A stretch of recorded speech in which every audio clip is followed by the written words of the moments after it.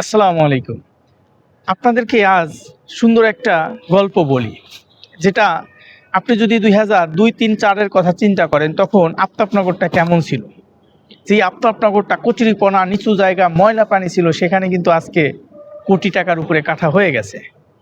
কিন্তু আপনি যদি চিন্তা করেন, ওখানে অনেক সময় মাত্র ১০-১৫ বছরের ব্যবধানে ওখানে অনেক মানুষ, বা ২০ বছরের ব্যবধানে ওখানে অনেক মানুষ গেছিল আফতাবনগরে, কিন্তু জমিটি ক্রয় করতে পারে নাই। এর অন্যতম কারণ, সে ডিসিশন নিতে পারে নাই। জমির বিনিয়োগগুলো সবচাইতে বেশি সম্পদশালী হয়। আজকে আপনার কাছে ১০,০০০ টাকা আছে, ১ বছর পরে ১০,০০০ টাকার ভ্যালু কিন্তু ৬,০০০ টাকায় চলে আসতেছে। কিন্তু ১০,০০০ টাকার জমি যদি কোথাও আপনার থাকে, সেটার কিন্তু ভ্যালু ১৫,০০০ টাকা হয়ে যাচ্ছে। তার মানে যেখানে টাকা যদি আপনি রেখে দেন, সেখানে ১০,০০০ টাকা হয়ে যাচ্ছে ৬,০০০ টাকা, কিন্তু ১০,০০০ টাকা যদি জমি রেখে দেন, সেখানে হয়ে যাচ্ছে ১৬,০০০ টাকা। আপনি কি বুঝতেছেন?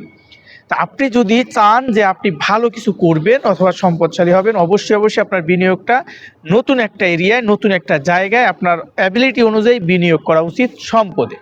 এই সম্পদে বিনিয়োগ করলে এই বিনিয়োগগুলো আপনাকে অনেক বড় বড় প্রফিটের অবস্থা দিবে এবং প্রফিটটা করে দিবে, এবং আগামী দিনের আপনাকে একটা গর্বিত বাড়িওয়ালা দিবে, এবং ডিপ্রেশনবিহীন আপনার একটা জীবন যাপন এবং জীবনের মান উন্নয়ন করবে।